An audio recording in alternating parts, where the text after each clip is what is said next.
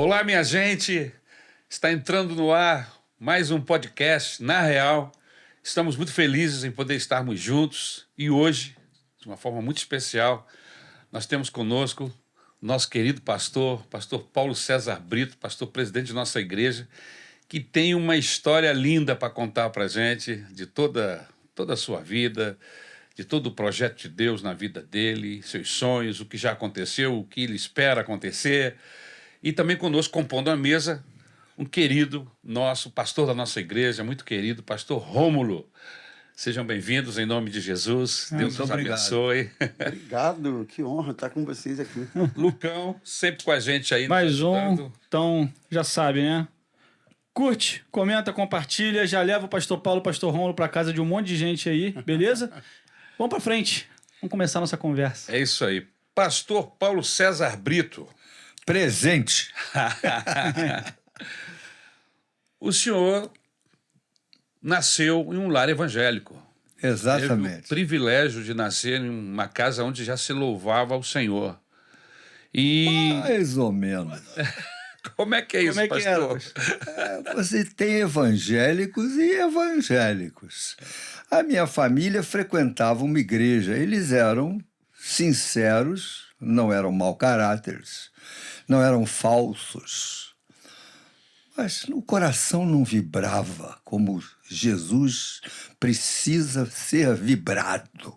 Tava meio Eles iam tradicionalmente a uma igreja evangélica aos domingos. Meu pai e minha mãe cantavam no coro. E gente boa, gente que não tinha história pregressa na polícia, pessoas normais. Meu pai médico, minha mãe era uma funcionária pública, trabalhavam e procuravam ensinar os seus filhos na igreja. Normal. Éramos o que nós podíamos chamar de a maioria das famílias evangélicas no Brasil, talvez no mundo. Tem uma religião, gosta do que crê e pronto, e toca a vida. Mas o coração não vibra. Eu sei- Tava na conveniência não ali tinha naquele amor. meio. Não, meus pais, apesar de serem evangélicos, eu não sabia, pode ser que tenha acontecido, mas meu pai não falava de Jesus para os colegas de trabalho dele. Nem minha mãe falava de Jesus para as colegas quando ela trabalhava no INCRA, Instituto Nacional de Reforma Agrária, Colonização e Reforma Agrária. Trabalhava todo dia, das 9 da manhã às 5 da tarde. E a nossa família ia sendo tocada assim, uma família normal, que ia à igreja aos domingos. O senhor, quando o senhor se dá conta, né? O senhor já com seus 4, 5, 6 anos, o senhor se dá conta desse processo. Mas aí, nesse se dar conta, o senhor ia para a igreja. Ia. Eu sei Quando que eu o senhor queria ir, cantava eu ia. Quando eu não queria ir, eu também ia. eu ia porque eu ia. Porque Pode o pai estar na mandava hora e você tinha que ir. Domingo é dia de ir para a igreja. Eu não tinha assim como. mesmo. Eu tinha 8, 9, 10, 11, 12 anos, então eu tinha que obedecer meus pais. É. E eu obedecia. Era Mas normal. o senhor tinha participação na igreja, assim, escola dominical, Não, cantava essas coisas? Não, eu era menino, tinha uma vozinha boa, então me botavam para cantar no coralzinho infantil. Eu cantava no coral infantil, eu fiz Escola Nacional de Música. O senhor chegou a fazer? Com 8 anos, 7 anos, eu estava na Escola Nacional de Música, aprendendo iniciação A música. musical. Pô, na isso deve Escola ter feito Nacional. uma diferença. Teve uma vez na Escola Nacional de Música que a professora falou: vamos compor uma música. Quem quer compor? Eu. Aí lá vai o Paulo compor. Como é que você vai compor? Vamos compor a música. E aí? Aí é o seguinte: O senhor tinha quantos anos nessa época? 7 anos. 7 anos. Cara, 7 anos estavam te ensinando a compor música. Vamos compor. Qual a diferença? Como é que você quer compor a música? Como é que vai falar? Do que é que vai falar a tua música? Vai falar de uma casinha. Ah, você quer fazer uma música que tem uma casinha. Aonde vai ser essa casinha? Eu falei, no céu. Ah, mas numa casa no céu? Como é que vai ficar uma casa no céu? Ah, mas tem que ser uma casa no céu. O que tem essa casa? A professora só instigando, né? Ah, tem porta, tem janela, tem. Eu fui falando. E aí ela foi me ajudando, tem a casinha no céu. E aí, como é que é essa casinha? A casinha tem um problema, é que venta muito. Cabeça de criança, imaginação. Pois é, quem sabe um dia o vento vai parar de soprar e aí eu possa morar. Porque por enquanto não dá por causa do vento. Cara, ficou assim o negócio. Eu tenho uma casa nas nuvens que o vento levou. Tinha porta e janela e sala de estar, também um chuveiro para nada faltar. Que hei de fazer para ter nova casinha no ar? Se aqui venta tanto, está sempre a ventar.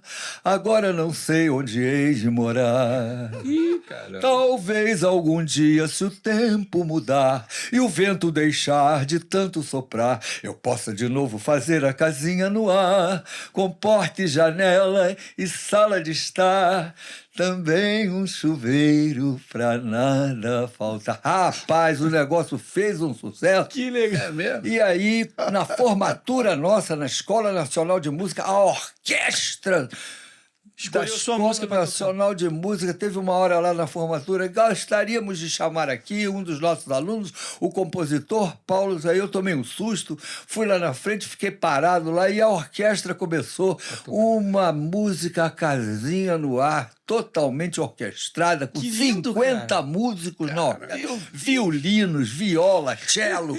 Eu nem sabia que aquela música tinha sido eu que tinha composto. Ficou tão bonito que eu Caramba! quase que não reconheci. Eu acho que ninguém aqui esperava um início de podcast tão extraordinário quanto essa história.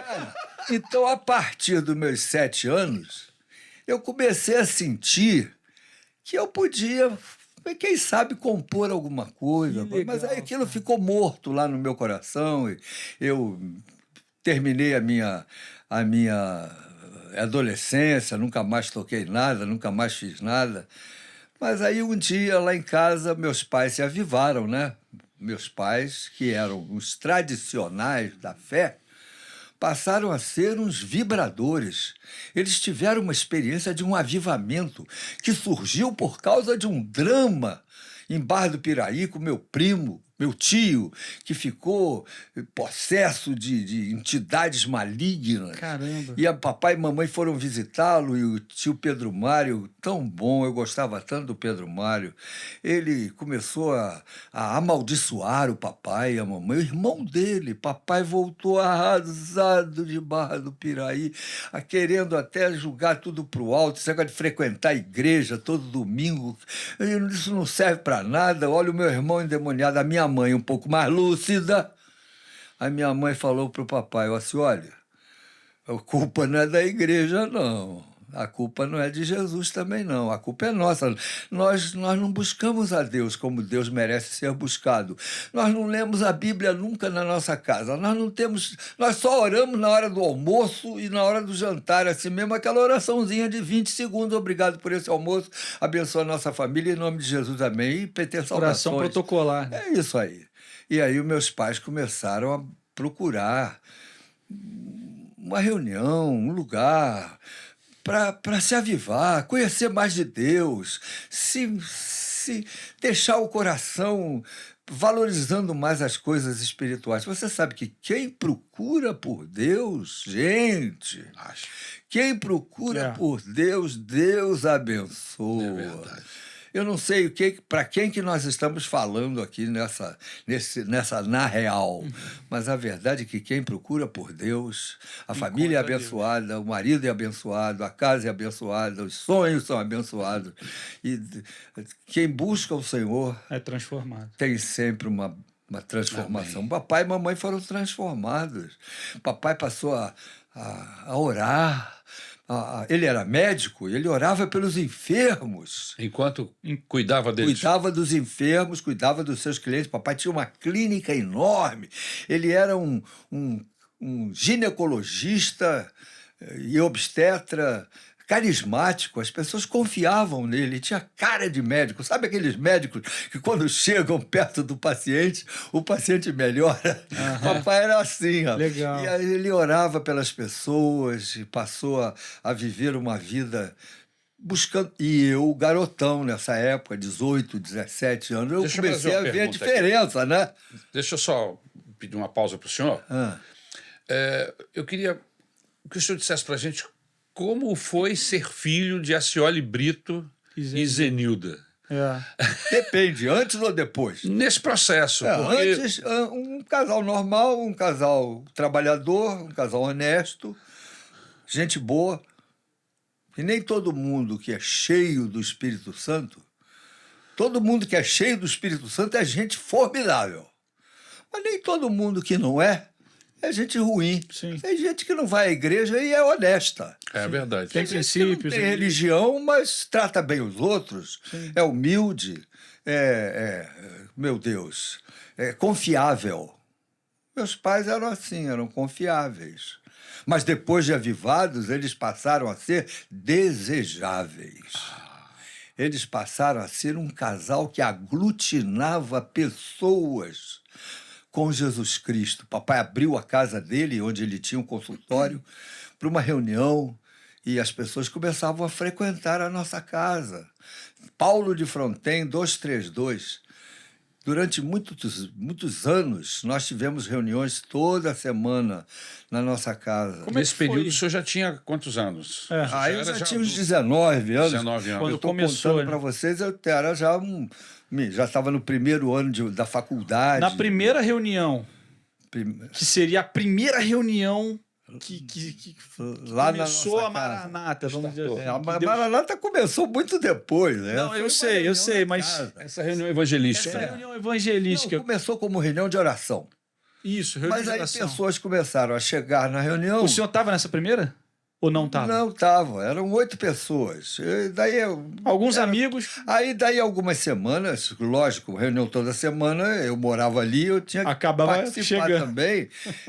Eu ficava lá só olhando. Nesse só vendo. tempo, o senhor teve um esfriamento espiritual? Não, nesse tempo eu era um jovem que frequentava a igreja aos domingos. Aos domingos. Ponto.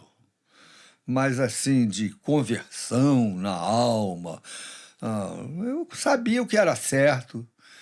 Quando eu fazia as coisas erradas, eu sabia que eu estava fazendo coisa errada.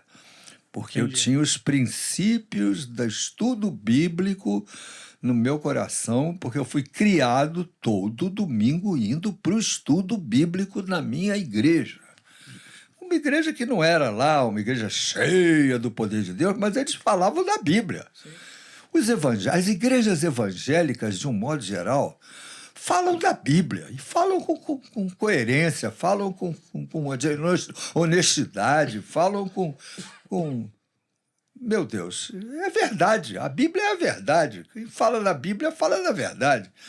E aí, papai e mamãe começaram abriram a casa para uma reunião de oração. E eu lá. Até que você sabe, quem começa a ouvir muitas coisas, as bênçãos, as transformações, a coisa foi entrando no meu coração. No seu né? coração. Foi entrando. Teve um momento que eu falei, caramba, tem alguma coisa errada aí. Eu quero sentir o que esse pessoal está sentindo. Meu pai não é mentiroso.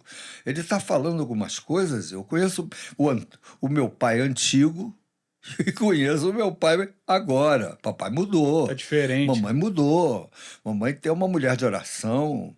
Mamãe ora pelas pessoas. Mamãe tem misericórdia dos dramas das pessoas. Meus pais, classe média, o pai médico, a mãe funcionária pública, sempre, gente de classe média, tem sempre gente socialmente inferior a eles, por serem de classe média. Sim. E por causa disso, eles participavam dos dramas dessas pessoas. Uma pessoa desempregada aqui, uma pessoa que perdeu o emprego ali, uma pessoa que está internada com câncer ali. E essas coisas, eles demonstravam misericórdia. E oravam. E o senhor observava E isso. eu só estou olhando. Até que um dia eu entrei na nuvem. Até que um dia Jesus Cristo mexeu com o meu coração. Eu pude sentir que ou eu me dedicava com integridade a essa mensagem, eu estava começando a me sentir falso, vendo aquilo tudo e mantendo um outro Paulo do lado de lá. Porque o senhor viveu essa vida dupla? Lógico, Uma eu tinha uma dualidade. vida meio O dúbia. senhor, nessa época, o senhor já tocava? Ajudava em alguma coisa no culto? Não, né, eu estou falando no início da minha conversão. Depois que eu me converti mesmo, estava precisando de alguém que fosse para o piano tocar os hinos. Não tinha ninguém que tocasse. Eu fui para o piano e a tampa do piano caiu em cima das teclas e caiu em cima das pretinhas. Pá! Aí deu aquela tonalidade, Fá sustenido, pá, e eu do pá, eu comecei a pegar os acordes, o segundo acorde da tonalidade, o terceiro acorde, e com 4 acordes eu comecei a tocar os hinos. Quero estar ao pé da cruz, que tão rica fonte, e com 3 acordes você toca essa música. E eu comecei a desenvolver no piano. Interessante que nessa época eu só tocava hino. Eu não conseguia tocar uma música popular, eu era ruim demais para tocar música popular, eu só tocava hino. Os hinos têm uma harmonia mais singela, mais fácil. E aí eu fui desenvolvendo, fui para o piano, passei horas estudando piano, eu mesmo. E aí depois eu fui melhorando, descobrindo outros acordes, Mas melhorando. o senhor vem ficar comigo, que foi sua primeira... Foi com 19 anos. Foi com 19 aí eu anos. já estava crente. Aí o senhor já estava crente. Crente. Eu já estava uma pessoa que sabia que Jesus vale a pena ser adorado, louvado, e aí eu compus o Senhor hino Vem lindo, Ficar que Comigo, letra linda. que foi uma das minhas primeiras composições. Senhor, vem ficar comigo. É, Tá castigadinho, mas é. tá castigado Eu do compus tempo. essa... Mas você sabe que eu tive algumas quedas, né? Eu tive uma época que eu estava crente, mas daí a pouquinho eu esfriava. Sei. Aí ficava meio Esse vai e barro, vem. meio tijolo. Depois eu me avivava de novo. Aí eu voltava. Mas teve um momento que eu caí na real, né? Como diz aqui, o na real. Eu caí na real. E aí eu comecei a ver que Jesus merece ser obedecido, honrado, servido, louvado. E aí eu parti. A minha namorada, na época, me ajudou, a Claudete. Ah, nós vamos chegar lá. A Claudete me ajudou, porque mesmo já crente, eu queria dar os amassos nela e ela queria estudar Coríntios, Gálatas, Efésios. Ela se converteu nesse Ela inteirinho se aí. converteu e me ajudou a ser um crente sincero. Porque até então eu era um desses meninos que até sabe que Jesus é bom, mas não quer abrir mão das suas coisas do mundo. Eu fumava escondido. Tá aí. E aí tinha que botar drops na boca. pro Drops, pessoal- aquela balinha, né? pro pessoal, Pra disfarçar o... o pessoal da reunião não saber que eu fumava. Quer dizer, eu tinha uma vida meio dúbia, fumando. Mas daí depois que eu tive esse encontro real com o Senhor Jesus, aí não, aí eu parei de fumar, aí eu comecei a buscar a Deus. Foi difícil, pastor, parar de fumar? Ou Olha, não? você para de fumar, e quando você para mesmo, você sofre 3 semanas. Pronto. Daqui a 3 semanas você não sofre mais. Quem estiver me ouvindo e fuma, fica sabendo. Você sofre 3 semanas. Depois você não sofre mais. Mas são essas 3 primeiras semanas que o pessoal tem medo, não quer sofrer, não para de fumar. Mas se você vencer as primeiras 3 semanas, o nível de nicotina no teu organismo cai muito e você já não fica mais precisando vontade, daquela... né? Não dá mais aquela vontade. É verdade. Seus irmãos, o senhor teve... Meu irmão mais velho teve a mesma experiência que eu. Na época que nós nos dedicamos mais ao Senhor, O meu irmão Carlos Alberto teve a mesma experiência, tanto que nós cantávamos juntos, nós fazíamos duetos. É mesmo? Ele cantava a primeira voz, eu cantava a segunda, nós cantávamos juntos. Depois ele se formou em medicina e foi embora para Itajaí, aí nós nos afastamos um pouco, a vida nos afastou, mas ele lá em Itajaí frequentava uma igreja, era fiel à sua igreja, a sua esposa, seus filhos foram criados na igreja. Eu soube de uma história que eu acho que é verdade. O senhor participou de um concurso de música na sua escola, nessa época, não sei se o senhor estava na faculdade ou qual era o... Foi um festival de música na Gama Filho. Na Gama Eu Filho. era da Gama Filho. E eu estava já na faculdade. O meu irmão estava no primeiro ano. Ele tinha passado para a faculdade, mas ele pagava aquela mensalidade enorme. Com muito sacrifício. O papai pagava tudo para ele, né? E teve um festival de música e eu, junto com o meu parceiro, Luiz Antônio Mileco, fazia psicologia, eu fui para o piano e compus Encabulada, compus Maramar e compus uma outra música. Eu sei que eu ganhei o primeiro lugar da faculdade de música e o segundo. Ganhou o primeiro e o segundo? Com as duas melhores canções.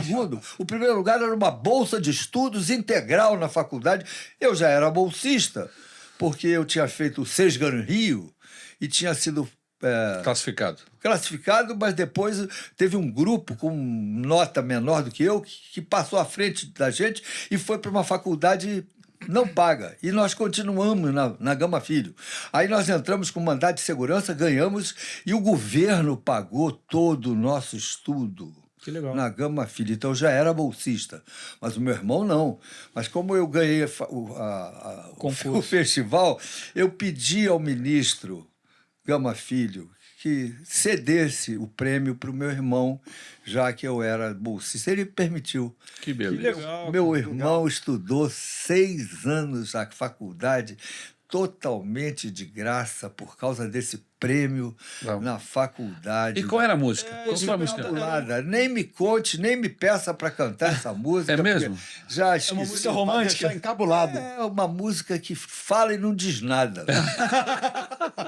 Encabulada num momento, num instante, numa dor calada antes. E por aí vai juntando palavras para fazer rima. O meu parceiro era um parceiro meio doido. E aí eu botei uma música também meio doida no negócio, mas quem cantou foi o Ney Matogrosso, né? Com aquela voz. Naquela época ele não era o Ney Matogrosso, ele era só o Ney. Caramba! Mas a voz era do Ney Matogrosso. Cantou afinadíssimo. Aquela música que não dizia nada e ganhou o festival. Mas nessa época o Ney já fazia sucesso? Ele não, estava mas... começando. Não, ele era um eterno desconhecido. Naquela época. Naquela época, eu conheci o Ney. Você conheceu ele? Na casa da Lulinha, em Santa Teresa. Ela era uma menina que tinha uma reunião na casa dela com músicos. E eu, nessa época, já estava envolvido com poesia. Eu fazia parte dos Adversos. Era uma reunião de poetas toda semana. Caraca, que aqui na Tijuca. isso, cara. E era eu, Aldir Blanc Mendes, Luiz Antônio Mileco e mais uns 3 ou 4 que fazíamos as nossas poesias. O Aldir tinha cada letra maravilhosa, sempre foi um grande poeta, tanto que você conhece algumas melodias da música popular brasileira hoje, o Bêbado e o Equilibrista, e Amigo é para essas coisas. A música popular brasileira deve tirar o chapéu para o Aldir Blanc Mendes, um senhor compositor. Quem cantava as músicas dele era a Elis Regina, né? Pois bem, aí eu comecei... Onde que nós paramos? De onde que eu tô? Nós estamos na sua família. O senhor está Pois falando do seu irmão, Ó, Aí, mas da pera conquista. aí. Pastor Romulo, você pode interromper a gente em qualquer momento, falar o que você quiser, tá, pastor? A história... Bom, eu até tenho vontade, mas é que as histórias são tão interessante. interessantes que é melhor nem interromper muito. A coisa flui de um jeito. Mas qualquer dúvida, você manda. Tá bom. Mas, pastor, O senhor está falando do seu irmão mais velho, que o senhor acabou, a sua música que ganhou acabou ajudando, abençoando ele, foi bênção. Ótimo. Mas o senhor teve mais 2 outros irmãos, Muitos mais novos. 10 anos mais novo entendi. e a outra 11 anos mais nova, a Gláucia.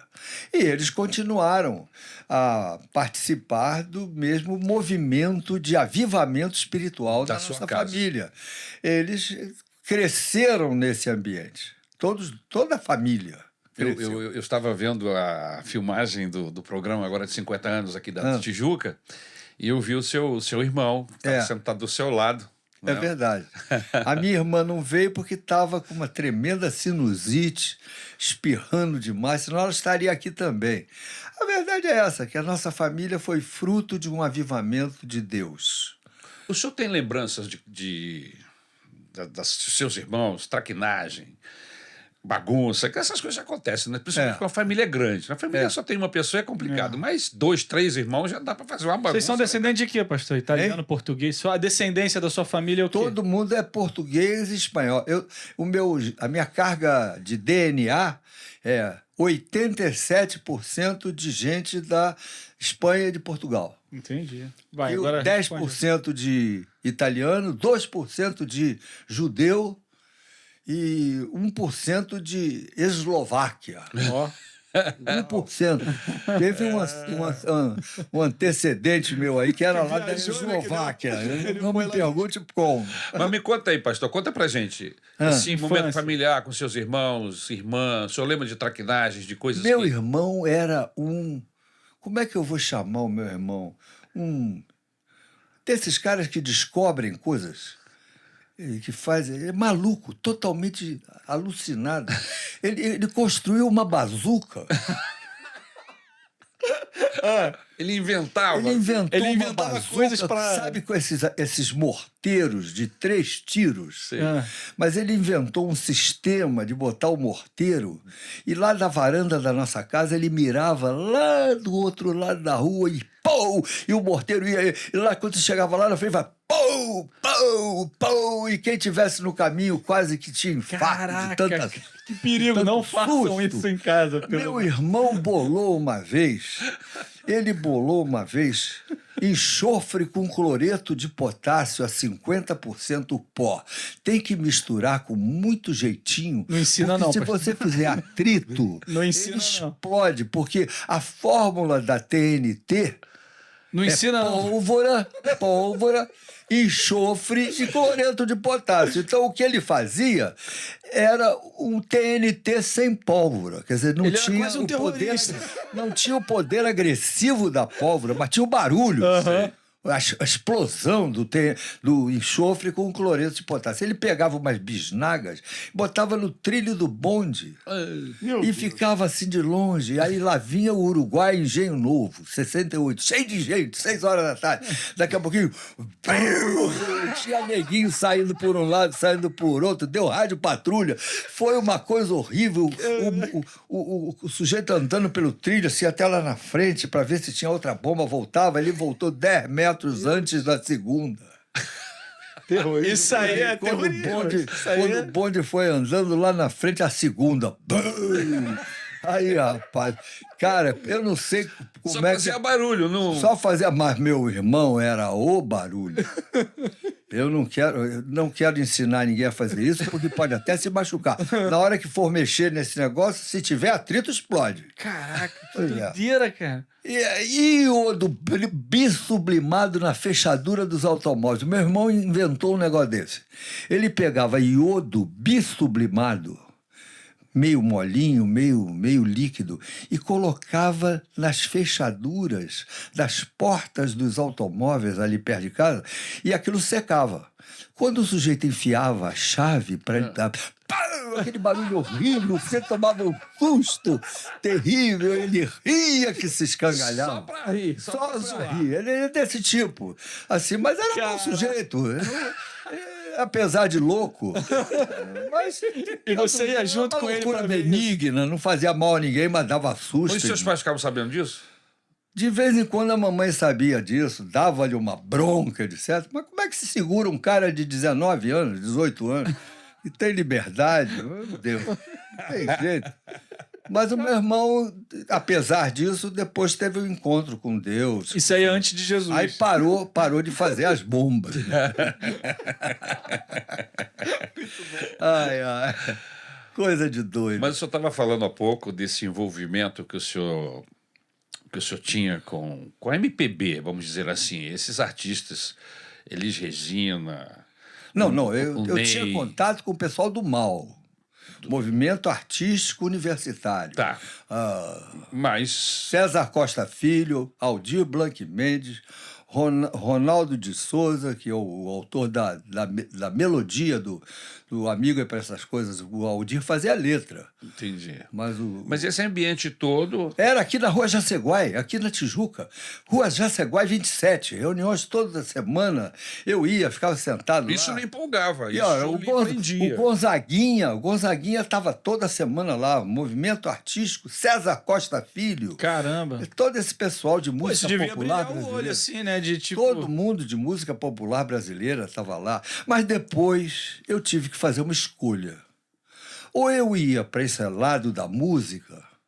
Você chegou a Ou pensar em ir? Hein? Você chegou a ter Ser vontade? tentado, né? Ser tentado. Você teve vontade, assim, pô, tava vou virar um pensando, cantor, eu vou- ia por aí, era música, eu amava música, mas aí acabei entrando para a linha evangélica, o gospel.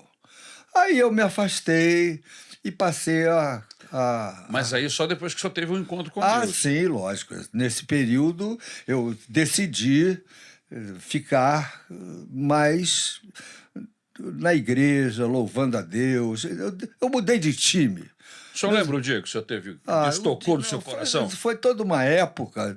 Foi um período inteiro. Está na sombra do meu passado, mas eu não posso te dizer com precisão aqui, foi no dia tal, terça-feira. Não, foi um processo em que eu fui largando aqueles vínculos. Aquela Porque, amizade, veja bem, né? música popular brasileira em si não é pecado. Sim. Você pode gostar de música, até compor músicas, e isso não significa que Deus vai te rejeitar. Não. Mas eu reconheço que é um ambiente meio perigoso. Porque Sim. é um ambiente de muita bebida. Corria droga? Hã? Corria droga, essas coisas? Não, nessa época não. Só corria caipirinha. Caipirinha. O negócio era cachaça. Naquela época não tinha o pessoal envolvido com droga. Logo depois começou esse negócio de Pouco droga, depois. de maconha. Mas na minha época era mais mesmo a Isso foi em caipirinha. qual época? Isso aí foi década de 60?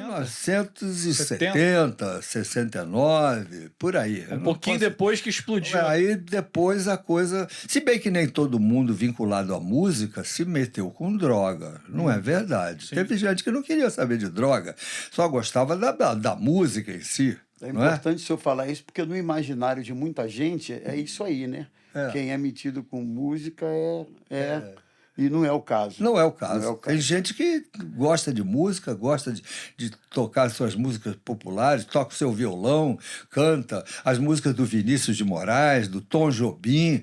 Não significa que o camarada que gosta de eu sei que vou te amar por toda a minha vida, eu vou te amar e em cada despedida eu vou te amar e cada ausência tua eu vou chorar e cada volta tua de apagar o que essa ausência tua me causou. Peraí, isso é bonito.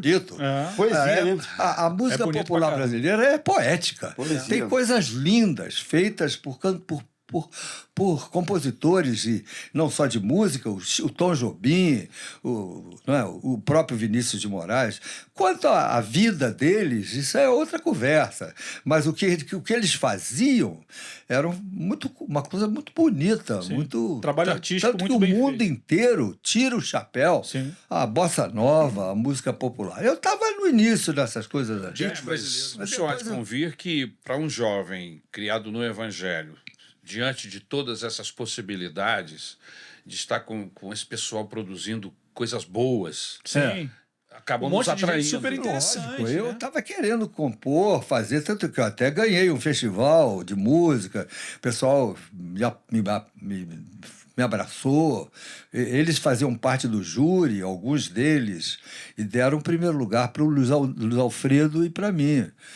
Mas depois eu fui me afastando. Mas isso era o talento que o senhor tinha já sendo, aflorando, vamos Aí dizer você assim. chama como quiser. Eu sei que eu ia para o piano e Deus me abençoava e eu compunha. E eu não compunha com dificuldade, eu compunha com certa facilidade. A música vinha ao meu coração e eu tenho um jeitinho de tocar. Eu não sou um grande pianista, mas eu tenho ouvido. Quem tem ouvido acha um acorde e melhora o acorde. E eu ia compondo, e as músicas, os hinos iam saindo. O senhor teve uma época de muita produção, o senhor produziu Tive, muito. eu compus mais de 90 hinos. Caramba. Mais de 90. Tem hino que eu nem me lembro direito. Quando começa a tocar, eu me lembro que fui eu. Entendeu? Mas, de qualquer maneira... Se eu pegar aqui um avulso, talvez você não... Na realidade, eu não estava pretendendo gravar nada. Eu compunha algumas músicas, mas isso não significava que eu ia gravar. Sim. Mas até que o pastor Daniel Bonfim chegou para mim e disse: Paulo, você precisa gravar, suas músicas são boas. Aí eu falei: tá bem, quem sabe, vamos ver. E nessa época, eu senti um desejo no meu coração de que a nossa igreja, nessa época nós já tínhamos a nossa igreja, a Maranata, e eu pensei num acampamento. Ah, se nós tivéssemos um acampamento. Porque eu fui fruto de um acampamento. O meu encontro com Jesus, a minha volta para Cristo, passou por um acampamento. Pô, explica Um isso aí. acampamento onde eu fui, vi outros jovens orando, se ajoelhando, chorando. Aonde foi, pastor? Em qual igreja? Foi em São Paulo. São Paulo. Um acampamento em São Paulo. A Igreja do Evangelho Quadrangular, Carlos Alberto Bezerra, que nessa época era pastor, agora ele é da Comunidade da Graça. Mas depois que eu comecei a me interessar por acampamento, eu falei, poxa, a Maranata podia ter um acampamento.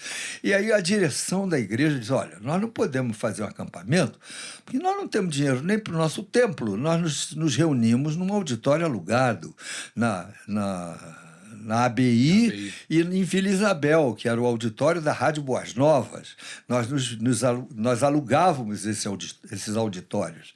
Nós não temos um templo, como é que nós vamos investir dinheiro com acampamento? Foi aí que me ocorreu a ideia de falar, tá bom, mas se eu gravar algumas músicas, se eu compuser algumas músicas e gravar e vender com esse dinheiro, a gente não pode começar um acampamento. Aí disseram, se esse dinheiro não vai sair da Maranata, vá em frente. Não pode prejudicar o income, o dinheiro que entra na igreja, porque esse dinheiro é sagrado para que a gente possa economizar e adquirir um templo.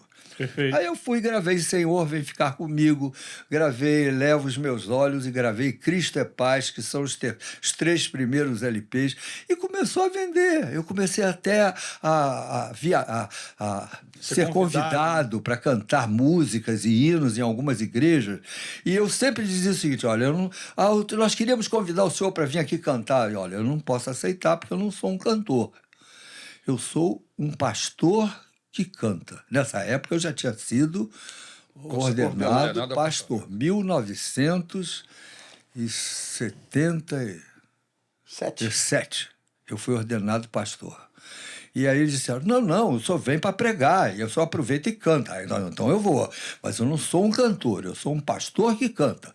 Aí então eu ia, pregava, fazia apelo, orava e cantava minhas músicas, e não é que eu vendi. Nesses 30 e tantos anos de carreira, eu vendi milhares de discos, a ponto da gente ter podido comprar um terreno em Xerém e começar a construir lá um auditório, um refeitório e alguns alojamentos. Mas teve uma hora, eu quero confessar para vocês, os discos não conseguiram vencer os desafios. Mas aí a igreja já tinha percebido que o projeto valia a pena investir. Valia a pena, porque repercutia em bênçãos, não só para a nossa igreja, mas também para tantas outras igrejas que passaram a alugar o nosso acampamento. Nós alugamos o acampamento até hoje. Igreja Presbiteriana, Batista, Metodista, Nova Vida, Assembleia de Deus, igrejas independentes, adventistas também alugam muito o acampamento. Só não gostamos de alugar mais para os nossos queridos judeus. Os judeus alugavam o nosso acampamento lá, mas nós resolvemos que eles eram meio perigosos. Por que você diz? Porque eles armavam bomba lá no campinho, explodia. Bum! Bum! Os vizinhos Ficaram assustados. Ficavam assustados. Aí nós chegamos à conclusão que com bomba não pode. Não, mas o nosso projeto tem bomba. Então nós não podemos alugar. Mas com bomba não vai. Ai. Pastor, como é que surgiu essa questão da medicina? O senhor já Não, vinha eu estava Sim, mas estudando medicina. O senhor já vinha sendo treinado ou assim, despertado nessa área para se tornar um médico? Não, lógico, eu queria ser médico. Meu sonho era ser médico. Era ser médico. Sonho. Música e medicina. Eu pensei que a minha vida estava mais ou menos enquadrada. Eu ia ser um médico e eu ia ser um bom evangélico, alguém que ama Jesus e pronto. Só que com a mudança de vida, de perspectiva, meu pai abrindo a sua casa para uma reunião, essa reunião crescendo, essa reunião ficando com centenas e centenas de pessoas frequentando a nossa casa toda segunda-feira. Tivemos que sair de lá para um auditório maior, ficou lotado, 500, 600 pessoas no auditório. Tivemos que ir para a ABI, Associação Brasileira da Imprensa, e aí as pessoas começavam a se converter lá, e aí disseram comigo: nós queremos que vocês nos batizem, mas nós não éramos igreja, mandavam para as outras igrejas. Teve uma hora que nós resolvemos batizar as pessoas que se convertiam lá na ABI. Certo. Aí, meu filho, se você batiza pessoas e se você ministra Santa Ceia, você é uma igreja. Você é uma igreja. E característica de uma igreja é que batiza os novos convertidos e ministra Santa Ceia. O resto é secundário. É verdade. Se tem ar-condicionado, poltrona, se tem conforto, não é importante. O importante é você batiza pessoas, os novos convertidos, você ministra a Santa Ceia, você é uma igreja. Aí viramos a Igreja Missionária Evangélica Maranata. Mas antes disso, vocês sofreram um baque nesse processo, que foi o falecimento do nós seu estávamos pai. lá na ABI. Ele teve um AVC? E meu pai teve um AVC de tronco cerebral, ficou em cadeira de rodas por anos e depois faleceu. E a ideia, então, era, poxa, o líder ficou doente, o que a gente vai fazer? Nós vamos... Nessa época, o senhor convertido, Eu tocando. Eu estava lá no teclado, eu dirigi o louvor. Eu no teclado e o atual Marcelo Bonfim, flautista, pastor da Maranata de Copacabana e da Tijuca, ele ficava do meu lado. Isso lá na Araújo Porto Alegre, na BI. E lá na bateria o Silas Malafaia, tocando bateria. O original. O original Silas Malafaia tocando bateria. Foi a primeira bateria que nós tivemos. Compramos a bateria para o Silas Malafaia tocar. Ele tocou por um período. Depois ele não pôde mais, mas aí vieram outros bateristas. Então, o primeiro baterista da Maranata... Até esse pastor que está aqui do meu lado, o pastor Rômulo, era foi baterista. Fui baterista há anos lá. Você aprendeu com o Silas, pastor? Então, o Silas Maranata, o Silas Malafaia foi o primeiro baterista Maranata. Eu creio que se não foi o primeiro, foi o segundo, por aí. Mas ele foi um dos originais. Tudo bem, Tá bom. tocava bateria, aprendeu muita coisa. Ele mesmo diz que ele aprendeu muita coisa na Igreja Missionária Evangélica Maranata. Aprendeu. Agora, pastor, essa transição que houve, porque, na verdade, o irmão Acioli, ele não era um pastor. Ele era alguém que começou um trabalho em casa e virou uma coisa... É verdade. Não é verdade? Acima da nossa perspectiva. Exato. E, de repente... Fugiu a nossa perspectiva. E, de repente, vocês me parece que, na época, recebiam um apoio de um grupo de pastores... Lógico. Que apoiavam esse trabalho. Pastores metodistas, presbiterianos, Quadrangular. batistas, congregacionais, da Assembleia de Deus. Pastores de diversas denominações frequentavam a nossa reunião, que era uma reunião que tinha uma boa música, um bom louvor, uma boa mensagem, com unção, uma oração sincera, equilibrada, não pedia dinheiro para besteira. Pelo contrário, falava, gente, vamos pagar aqui o aluguel, se quem puder ajudar, ajudem. As pessoas viam uma certa... Simplicidade. Uma certa transparência. Entendi. As pessoas que dirigiam aquelas reuniões eram pessoas que faziam com sinceridade e sem maiores pretensões, não queriam ter pretensão política, não estavam atrás de dinheiro, de cargo, de importância, nada disso. Era o amor pela mensagem do Evangelho. Sincero, né? Agora, como é que é isso? O senhor, de repente, músico, médico, nessa época o senhor já estava medicando? Já tinha me formado. Já tinha se formado? Eu me formei em 71. E, de repente, cai na sua mão... Pai de família. Pai de família, já casado. Casado. E, de repente, o seu pai falece. Meu pai E o falece. Aí é o seguinte, bom, faleceu o líder. Nós temos duas 2 caminhos. opções. Terminar a reunião. Ou continuar com a reunião, apesar da falta, da ausência do líder. E quem é que vai dirigir a reunião? Aí eu falava, bom, eu posso ajudar, mas eu posso convidar pastores para, na hora da mensagem, vir aqui. Pastor Antônio Elias, da Igreja Presbiteriana, um príncipe da palavra. Pastor Daniel Bonfim, da Igreja Metodista, um príncipe Toninho. da palavra. Pastor Antônio Gonçalves, presbiteriano lá de São Paulo, um tremendo pregador. Até hoje eu nunca vi ninguém falar de Deus como o pastor Antônio Gonçalves. O senhor tocava, Passeando, fazia de né? louvor? Eu fazia o louvor e eles pregavam. E, meu irmão, que mensagem. O céu se abria para aquelas pessoas. Gente se convertendo aos borbotões. E... Nessa época até o Caio Fábio ia muito. o pastor Ricardo Gondim, pastor Caio Fábio, nos primórdios do ministério deles. Foi um momento especial desses pastores lá ajudando. Foi. O Caio Fábio vinha todo mês. E o Ricardo Gondim vinha todo mês. Todo mês. Uma vez por mês.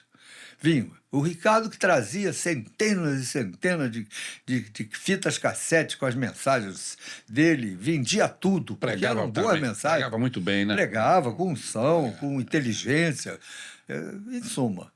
E aí eu passava a palavra para esses príncipes, mas de vez em quando, meia hora antes da reunião, um desses maravilhosos ligavam para mim: Paulo, hoje não vai dar para eu ir, está chovendo muito aqui em Niterói, eu não tenho como sair daqui. Meia não. hora antes. Toca o bonde aí, meu filho. E era eu e eu. Eu e eu. E aí dava aquele tremor de joelho. Mas, gente, eu pregava o que eu sabia, mas peraí, eu não era um camarada burro, eu era inteligente. Sim. Uma formação médica boa. Eu sabia falar. Eu falava bem o português. Eu não errava a conjugação verbal. Eu não falava problema. Eu não falava nós vai.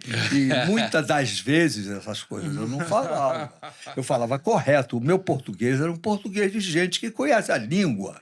Mas, pastor... E, além de tudo, eu conhecia a Bíblia. Eu tinha uma formação de escola bíblica desde pequenininho. Então o senhor tinha conteúdo. E eu lia a Bíblia também. E eu orava. Fala, pastor Rom. Permite falar alguma coisa. Eu me lembro, porque eu comecei a frequentar essa reunião em 1980, 79/80. Então, além dessas qualidades todas, havia uma graça sobre a sua vida. Havia uma graça naquele ambiente, naquela reunião, que era incomum. Fugia a tudo que a gente via no meio evangélico naquela época. Quer dizer, a tudo. Talvez seja um pouquinho de exagero, mas fugia. Da média. Era fora da curva. Era fora da Né? curva. A gente via, por exemplo, aquela fila no elevador que dobrava o quarteirão ali, dobrava a Rua México. Edifício Herbert Bolsa, Araújo, Porto Associação Alegre. Brasileira Araújo, Porto Alegre, o Araújo, México. Porto Alegre, 71, nono andar. Exato, a fila dobrava aquela Ficamos rua. lá 32 anos. Isso. As pessoas se amontoavam, se apertavam para assistir aquelas reuniões. Então, é claro que destacar qualidades inatas de uma pessoa é importante, mas havia uma graça Havia naquela uma reunião. graça de Deus. Havia uma unção naquela a reunião. verdade é que não era eu. Era uma equipe havia oração, Havia um grupo que ficava orando Enquanto o culto lá acontecia. atrás Sim. da galeria, É isso. escondidos no escurinho. Eu me lembro desse cubículo. Orando para que Deus abençoasse Isso. o que estava sendo feito ali naquela reunião. Em suma, meus irmãos, quando a gente busca o Senhor Jesus com transparência de alma, sempre haverá uma bênção que vai fugir dos nossos padrões. As pessoas se convertiam mesmo. E interessante que essas reuniões acabaram sendo uma espécie de celeiro para dezenas de pastores Oh, que futuramente seriam meu Deus! pastores, Não, né, não por só esse pastores. Brasil afora. Eu me lembro de que houve um período que as primeiras 4 poltronas no primeira fila eram frequentadas por freiras católicas. É mesmo? Que iam lá assistir a reunião e se abençoar. Não tem muitos anos agora, eu passei na igreja Santa Edvige, em São Cristóvão.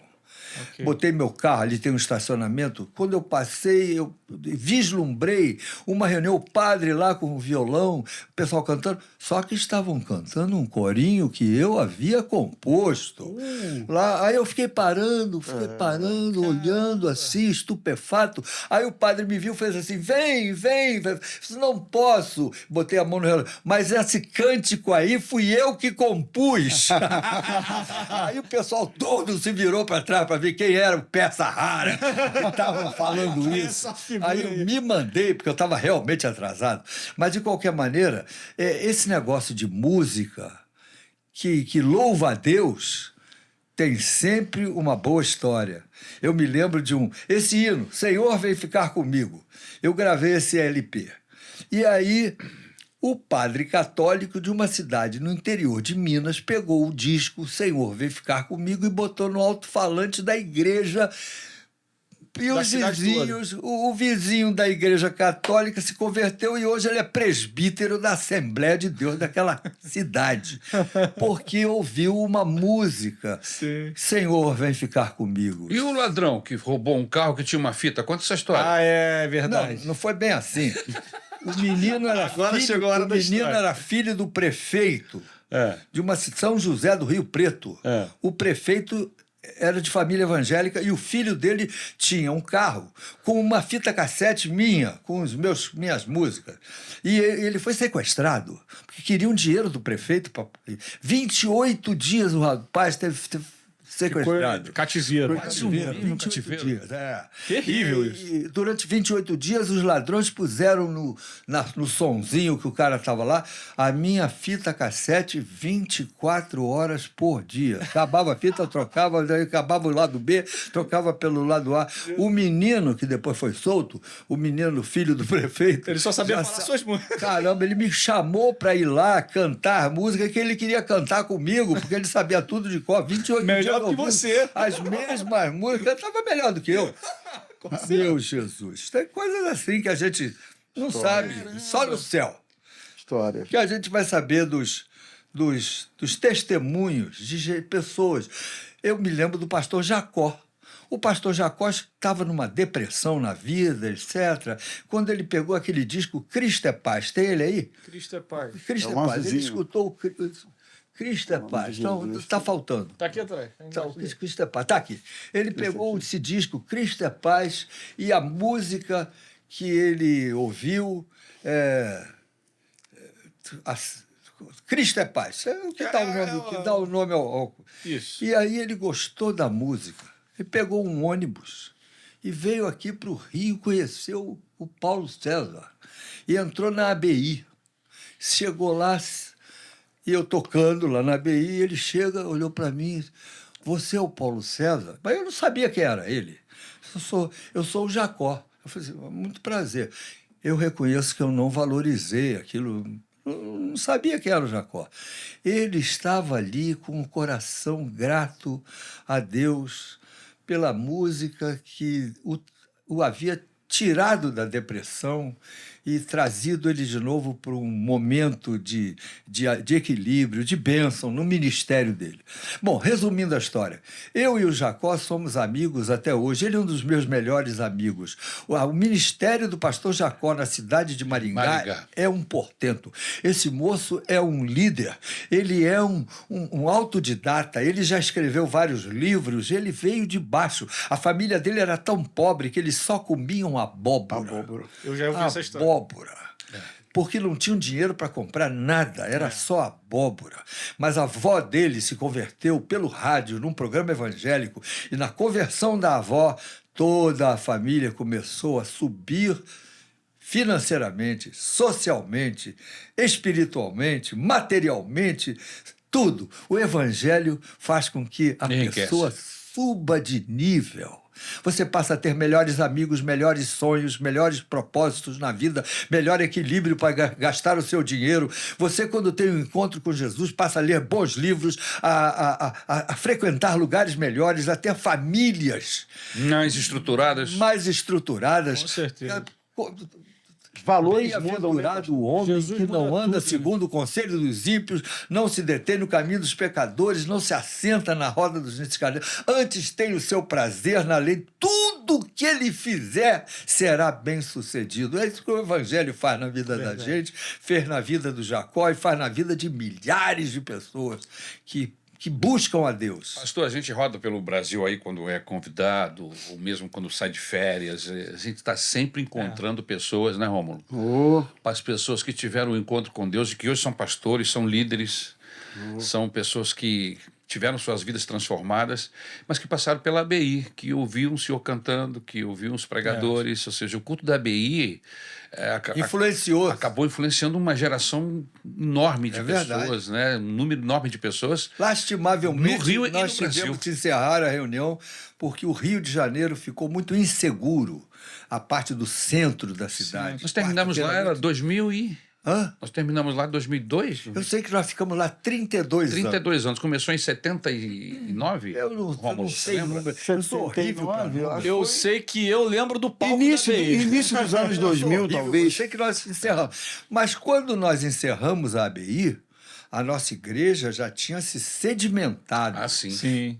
Não só na Tijuca, e no Já éramos mais de 10, pastor. Jacarepaguá, mais 10. Caxias, Copacabana, Irajá, Jardim Primavera e Campo Grande. Já tínhamos núcleos em todos esses bairros. Então a nossa igreja é uma igreja com vários endereços, mas uma só igreja, uma só diretoria, uma só secretaria, uma só tesouraria, uma só membresia e uma só teologia. Pastor, a gente sabe que vida de médico não é fácil. Eu tenho algum conhecimento de pessoas que trabalham muito. Se quiser ter uma condição financeira melhor, precisa trabalhar muito. Rala pra caramba. Eu tinha 4 empregos, pastor. Eu não tinha tempo de tossir. Como é que o senhor fazia para conciliar, pastor? Eu era um meio médico. Medicina e igreja, porque igreja também é outro lugar que te rouba muito tempo. Eu era um meio médico para poder ser um meio pastor. E porque eu era meio médico, eu era um médico razoável, um médico bom, mas eu nunca pude crescer do ponto de vista de ser um professor, mas o senhor ser um catedrático. Um cirurgião. Não, eu era um cirurgião. Não, eu fazia a minha função, eu fazia com capel. Eu era médico do Hospital Naval Marcílio Dias e médico do Hospital Federal de Bom Sucesso. Eu fui médico lá por 42 anos. Otorrino, né? Eu operei mais de 3.800 crianças. Então eu era um otorrino-laringologista. Eu já ouvi de amigos seus. Já operei um monte de gente. O senhor era um excelente cirurgião. Mais ou menos. Eu era um médico normal. Porque também não tinha nem tempo para me dedicar à parte universitária, fazer pós-graduações, para fazer prova de título, para ser um professor universitário. Eu nunca tive essa pretensão, porque não tinha nem tempo para isso. Por outro lado, como pastor, também, eu não podia ser aquele pastor tempo integral, porque eu era um médico. Então, o que eu fazia? Deus me protegeu. Já que eu era um meio médico, um meio pastor, Deus me deu uma equipe de pastores e de membros que, olha, verdadeiras pérolas. Amém. A Maranata é formada por pastores muito mais dinâmicos, abençoados, ungidos. Mas eu me lembro, pastor, eu me sinto, como é que eu vou dizer? Privilegiado. Eu sou um fã dos pastores da minha igreja. Amo. Eu seria ovelha de todos eles numa boa, porque todos eles têm mensagem para pregar. Um pastor da Maranata, quando sobe no púlpito, o pessoal tira o chapéu. Eu me lembro, pastor Paulo, eu me lembro do senhor falando isso algumas vezes. Na medida em que o tempo foi passando, o senhor foi dividir a medicina com o pastorado, mas o lado pastoral foi sendo mais forte na sua vida. Teve uma época na minha vida, já no finalzinho, que eu simplesmente ia para o hospital, cumpria meus horários de trabalho e vinha embora. E correndo para a igreja. Desligava o relé aqui, para não ficar pensando nos dramas do hospital, para poder me dedicar à igreja que estava crescendo tanto, apesar de mim. A Maranata é uma bênção, apesar de mim. Se for contar só por causa da minha participação, não seria nem cisco do que ela é. Mas ela é um time de pastores, um time de professores de escola dominical, um time de gente dedicada, gente fiel. Fiel no dízimo, fiel na presença, fiel no testemunho, fiel nos compromissos, fiel no exemplo. E olha, eu me sinto honrado de ser pastor da Maranata. Pastor, o senhor tem o seu trabalho, sua chamada profissional, que é uma chamada, o senhor sentia desejo de ser médico. Nesse processo, Deus o chama para o pastorado, mas o senhor tem uma família, não é verdade? E conta pra gente, como é que foi esse encontro com a pastora Minha mulher Claudete? fazia das tripas coração para poder fazer aquilo que eu infelizmente, em alguns momentos eu fui um pouco ausente, não é? Porque eu viajava, eu pregava no Brasil todo, eu ia embora, e aí a minha mulher ficava com as crianças, dando atenção. Claudete, uma mulher de raciocínio, uma menina que pensa. Esse é que é o problema, você casar com mulher que pensa. Rapaz, você não vende o teu peixe fácil, não. Você tem que estar coberto de razão.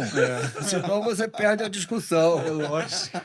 Não basta ter razão, tem que estar Claudete era uma arquiteta, também trabalhava como acústica. Claudete, ela projetou e construiu dezenas e dezenas de auditórios no Brasil e no exterior. Costa do Marfim. Claudete tinha meses que a Claudete ganhava mais do que eu.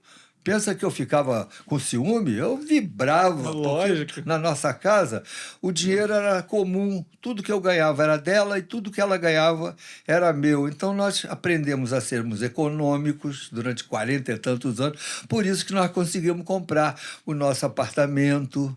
Comprei dos meus irmãos o sítio que o papai deixou para nós, que eles não queriam mais, eu consegui comprar deles. Então, eu tenho o sítio que o papai comprou em Teresópolis, eu tenho o meu apartamento e eu tenho o meu consultório. E troco de carro a cada 3, 4 anos, 3 anos, dá para trocar de carro. Quer saber? Eu sou um classe média. Classe média. E eu acho até que eu sou classe média alta, porque eu tenho 3 geladeiras. É verdade, o camarada que tem 3 geladeiras é classe média alta. Eu tenho 3 geladeiras. Eu tenho 2 geladeiras e um freezer. Pois é, mas então, quer saber? Não quero ganhar mais, o que eu ganho tá bom. E agora que eu estou aposentado, a vidinha tá mais tranquila. E eu, nas minhas férias, gosto de viajar, gosto de conhecer lugares bonitos, de ouvir música boa, gosto de ouvir boas mensagens. A minha mulher, a coisa que ela mais gosta de fazer é bolar uma mensagem. preparar uma Preparar um mensagem sermão. para pregar. Ela gosta de preparar, ela vai para as escrituras, ela vai E a para as pesquisa, né? Bíblias que tem essas correlações de Referências. versículos, Bíblias de estudo. A Claudete... Comentários de A pastores, né? Claudete, ela estuda e constrói mensagens, tem temas. Ela me ajuda a compor. Eu me lembro de uma música, uma vez eu estava lá em casa e ela veio do banheiro. Paulo, eu tô com um tema aqui na cabeça que eu acho que isso aí que dá música. Eu falei, como é que é? Canta aí, Cláudia. Ela, Pedro, tu me amas. Pedro, Tá brincando. tu me amas. Nova chance te darei. Acabou. Mentira. Isso aí é Foi a ela? música. Ela colocou o trilho da música. Porque toda Sério? música tem um trilho. Toda Achou música o tem um trilho? tema. Lógico. Quando você acha o tema e Sim. o trilho, o resto vai mais fácil. Exato. Aí, a partir dali, eu fui pro piano na mesma hora. Pedro, tu me amas. Pedro, tu me amas. Nova chance te darei. Pedro, Que é um tu tema me dramático, ama. Mesmo né? tema. Pedro, tu me ama. Prova com tua vida, vem cuidar do povo meu. E aí a gente, com a experiência de compositor que eu Sim, tenho, de sim. música, eu já comecei algumas variações e saiu o Pedro, tu me amas, que é Caramba, eu não sabia que... foi a Claudete que deu a dica. Aliás, tem alguns outros hinos que a letra é toda dela. Eu só ponho a música. A Claudete é uma grande parceira. É um gênio. Eu não digo que é o gênio, mas ela é inteligente. Se o senhor pudesse defini-la, como o senhor definiria? Em uma O que palavra. mais me impressiona na Claudete é que ela não usa máscara. A Claudete é convertida, rapaz. Eu sei porque eu convivo com ela há 50 anos. Estamos comemorando esse ano 50 anos de casado. A Claudete não fala palavrão. A Claudete não agride ninguém. A Claudete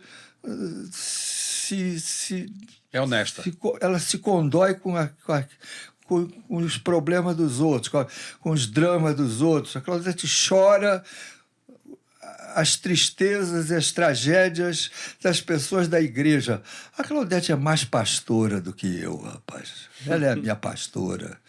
E eu me orgulho de poder dizer que eu sou casado com uma pastora. Amém. Mas o senhor tem filhos? Temos três filhos. E um dos meninos me surpreendeu, porque ele não valia nada. Quando eu digo não valia nada, o que é isso? Ele gostava só de coisa que não presta.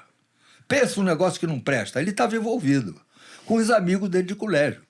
E fui chamado no colégio umas 10 vezes, porque o cara era barra pesada. Só que ele começou a namorar uma menina que não prestava igual a ele. Farinha do mesmo saco. E eu e Claudete apavorados. Só que essa Era a garota, receita do caos. a Juliana se converteu, cara. Olha aí. Ela teve numa das reuniões, ela se levantou, foi à frente, aceitou a Cristo. E o Paulinho ali olhando, e agora? Minha namorada se converteu. Aí Deus falou com ele, porque ele não valia nada, mas ele sabia o que é certo e o que é errado. Parece a história que você contou há pouco tempo Ele atrás. chegava lá, ele chegava na história se igreja, repete. A história é um do lado da eco, é um Claudete, e falava assim, cheguei. Aí a Claudete falava, canta pelo menos uma música. Eu não posso, mamãe, é porcaria, eu não mereço, eu não devia nem estar aqui. E a Claudete dizia para ele, então diga para Deus, o porcaria chegou. Senhor, o porcaria chegou. E tinha chegado porcaria. Só que a namorada dele teve um encontro com Cristo e não foi brincadeira, não. Ela se encontrou com Jesus para valer. Aí disse para ele, olha, a partir de agora, namoro é de mão dada. Sou crente. Eu não preciso falar mais nada, porque vocês que estão me ouvindo são inteligentes. Só não conta o testemunho dele, não, que ele está no esquema para vir aqui contar o testemunho. Senão, Não conta tudo, não. Eu sei Vai jantar o filme e perde a graça, né? pelo fato dela se converter, ele falou para mim, pois é, ela queria, Deus falou comigo. Ele falou, Deus falou comigo, aqui no coração. Se você atrapalhar essa menina, você vai para o inferno. E aí ele falou, não vou atrapalhar. Aí começou a estudar a Bíblia com ela, queria estudar a Bíblia. Ela queria estudar Coríntios, carta aos Coríntios, Gálatas. Queria dar uns amassos. Ela Lembra alguma coisa? Não é? É a mesma história, pastor. É a mesma história.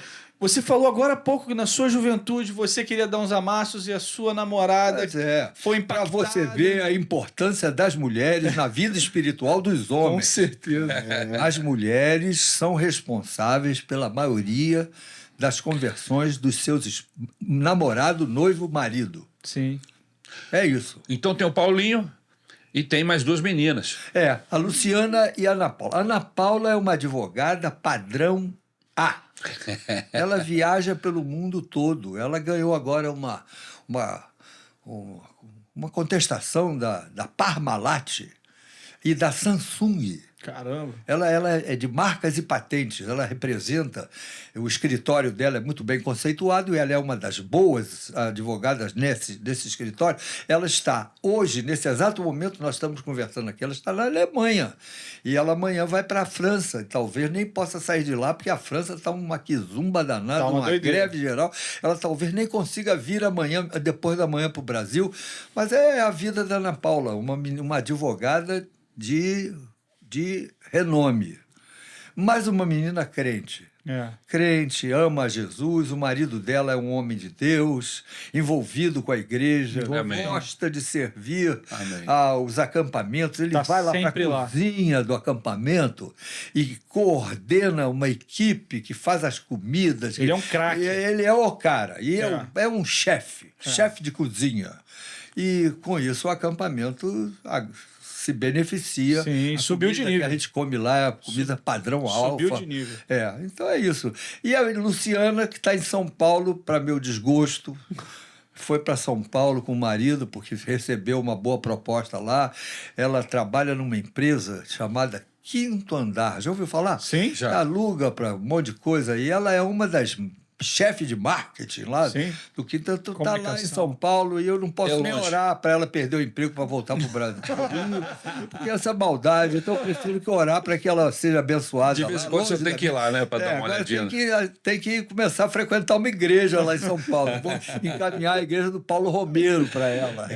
Boa. Igreja da Trindade. Meu pastor, o senhor, otorrino-laringologista, diagnosticou diversos cânceres em gargantas, em nariz de pessoas. 40 anos.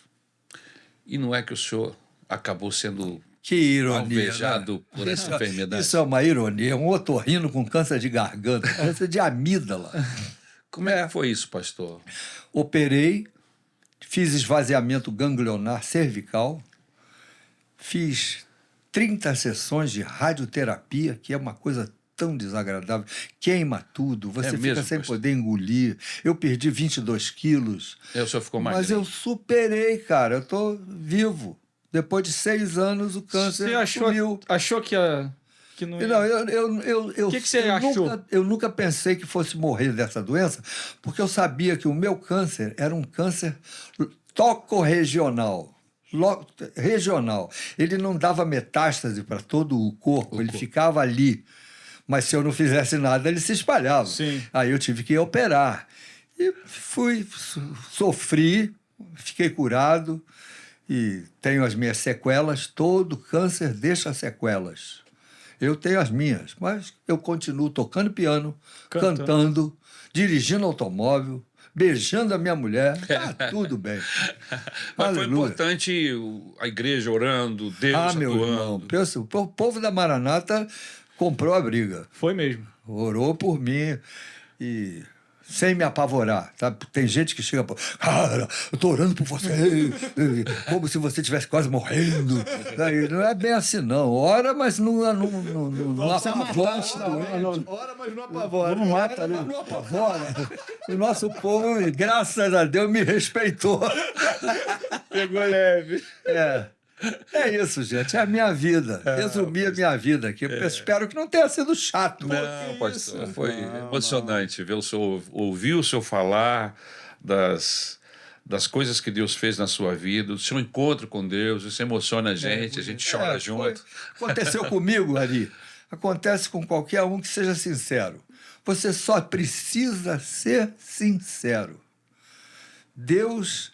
Ele exalta o que se humilha e ele humilha o que se exalta. Ele tem boa vontade com aquele que é humilde diante do seu Deus e procura ser sincero. Deus não te pede perfeição logo de cara. Deus vai tolerar algumas coisas que você faz que ainda não estão no prumo por causa da sua infantilidade, do seu pouco amadurecimento.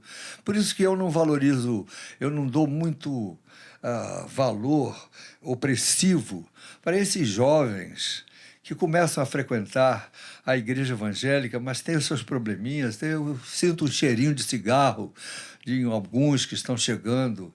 Eu tenho misericórdia. Paciência. Aconteceu comigo. Eu também frequentei com cheiro, fumando, escondido.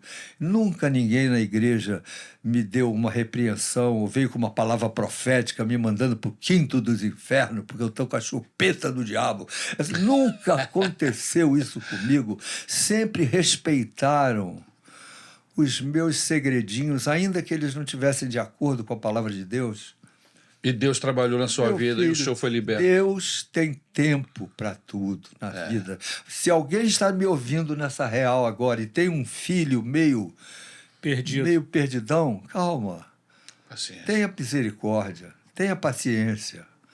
Há tempo para tudo na vida. A Bíblia tem uma passagem maravilhosa. Há tempo de amar, tempo de não amar, tempo de partir, tempo de chegar, tempo de chorar, tempo de rir, tempo de tolerar um adolescente para que ele cresça e se transforme numa pessoa crente. Amém. Aleluia, é isso. Pastorzão, o senhor tem 76 anos. 7,5. 7,6 só mês que vem. 75. Falta um mês ainda. Pelo amor de Deus. 75. 7,5. O senhor tem sonhos, pastor? Boa pergunta. Olha, os meus sonhos agora se resumem aos sonhos da igreja. Eu e a Maranata somos um. Se faz bem a Maranata, faz bem para mim. Se a Maranata é abençoada, eu sou abençoado. Agora, nosso sonho maior é a construção de um novo templo na Barra da Tijuca. E eu e minha esposa arquiteta, já está fazendo o projeto com todo o dinamismo dela, não fazendo o que pode, não fazendo o que quer, faz o que pode, porque o terreno não é tão grande assim como o de Campo Grande, que tem foi um limitações, terrenato. Mas, de qualquer maneira, nós estamos aí procurando fazer crescer a obra que o Senhor tem colocado em nossas mãos, não é só na minha, do Rômulo, na sua, dos pastores da Maranata. Essa obra é nossa. Esse sonho é nosso, ver pessoas salvas, convertidas, famílias mudadas, famílias que estavam num processo de separação restauradas. Para isso a gente tem encontros de casais, encontros de jovens, encontros de crianças, e avivamentos e conferências. Fazemos o que podemos. Se nós não podemos tudo, podemos o que podemos, nós temos que fazer. E Deus vai fazer aquilo que a gente não pode fazer. Agora, fala, pastor. Não, eu estou me lembrando aqui da nossa história, né? Pastor Paulo relatando isso tudo. A Maranata, afinal de contas, fez 50 anos. E uma história bonita, de credibilidade. Sim. Credibilidade teológica, credibilidade como instituição, credibilidade pastoral. São 50 anos de história. E sendo respeitados. Limpa. E sendo respeitados pelas denominações que nos rodeiam, que nos veem com bons olhos, com simpatia, com respeito, com admiração. Alguma admiração até que nós nem merecemos. Tem gente que chega para mim, Pastor Paulo, eu posso tirar uma foto com o senhor? Que honra! Tirar uma foto comigo é uma honra para a pessoa. Eu me sinto até constrangido. Quem sou eu? Eu vou tirar uma foto com o senhor quando acabar esse programa. Ninguém vai me impedir. Eu também vou. Ninguém vai me impedir disso. Tá bom, gente. Deus abençoe essa turma que está nos ouvindo pela Real. Pastorzão, olhando ali para aquela câmera. Lá, vamos ver. Você, meu filho. Dá um recado para essa turma, pastor, para a gente fechar esse programa. Para quem que eu estou falando? Pode ser que eu esteja falando para meus irmãos em Cristo. Com certeza. E pode ser que eu esteja falando para alguém que, sei lá... Foi convidado a ouvir o programa. Sintonizou aí Na Real e não está nem entendendo muito esse nosso linguajar. Eu só quero te deixar uma palavra. Busca o Senhor Jesus Cristo Amém. na sua vida, naquilo que você faz. Procura dar a Ele o valor, a atenção, o respeito, a adoração que Ele precisa e que merece. Ele precisa mais ou menos, eu errei a palavra, Jesus não precisa de nós, não. Nós é que precisamos dele. É verdade. Mas você, se você buscar o Senhor, alguma coisa linda vai acontecer na sua vida, Amém. como aconteceu na minha vida, na vida desses irmãos verdade. que estão aqui, Verdade. e de pessoas que querem servir a Jesus com sinceridade. Deus te abençoe. Pastor Rômulo. Bom, diante de tudo isso que a gente falou, eu queria dizer o seguinte: o evangelho vale a pena. O evangelho é o mesmo de 50 anos atrás, é o mesmo hoje. Vale a pena servir a Jesus, vale a pena ser fiel, vale a pena se dedicar, vale a pena gastar a sua vida no reino de Deus. Vale a pena. Com certeza. Luquinhas. Eu acho que eu não frequentei as reuniões iniciais da Maranata porque eu nem era nascido, É lógico. mas eu consigo ver de forma muito clara o impacto dessas reuniões. Conversando com o pastor Paulo, com o senhor, com meu pai. Meu pai também não frequentou essas reuniões. Não, eu peguei de Você pegou 90 para cá. De 90 para cá, já na ABI, Na né? ABI já. Peguei uns 15 anos de ABI. Foi. A ABI eu também vi a ABI. Eu lembro de eu criancinha lá naquelas cadeirinhas lá em cima na ABI. O impacto da Maranata é algo extraordinário. Eu nasci na Maranata. Eu tenho... Não sei por que eu tô chorando. Eu tenho 32 anos de vida e 32 anos de Maranata. É. Essa igreja... Eu passei tudo na minha vida, literalmente, aqui dentro. Então, assim, é muito lindo. Só uma palavrinha, meu Por favor. filho. A turma que está me ouvindo precisa saber que existe a nossa igreja, Igreja Missionária Missionária Evangélica Maranata. E existe uma outra igreja chamada Igreja Cristã Maranata, que também é Maranata, mas não somos nós. A Igreja Missionária Evangélica Evangélica Maranata. É. O impacto dessa igreja é muito grande na minha vida, é total. E eu consigo perceber, mesmo não tendo frequentado essas reuniões incríveis que rolaram lá atrás, eu consigo perceber o impacto dela na minha vida, apesar de eu não ter frequentado essa reunião. Se hoje eu estou casado, tenho um filho, é porque essas reuniões impactaram pessoas, impactou meu pai, impactou minha mãe, impactou o senhor que convidou meu pai para Foi. estar na Maranata lá na década de 80. Grande convite. Foi formidável. Ele veio com um carro chamado Batman. Era um Batmóvel. Opala preto. Veio do Rio Grande do Sul. Foi. É isso aí. Então, Grande aquisição para a nossa igreja. glória a Deus por tudo isso. Então, eu estou muito feliz com esse Graças a podcast de hoje. É isso. Legal. Sei nem Gente. porque que eu chorei. É porque Tamo junto. o Evangelho tira o melhor de nós. Não é verdade? Jesus tira o melhor da gente. Jesus. Então nós louvamos a Deus. Que bênção ter o senhor aqui, pastor. Ô, valeu, né? Que bom, Foi muito bate-papo legal. tão Espero que não tenha gostoso. falado muita besteira. Não, pastor, não vai precisar nem fazer edição. Não, é interessante que pastor Ari, a gente até já tinha ouvido falar alguma coisa dessa história, mas acho que hoje foi legal. Tinha revelações assim meio inéditas pra gente, né? Bomba, teve bomba. Bomba no trilho do trem, isso aí eu não conhecia.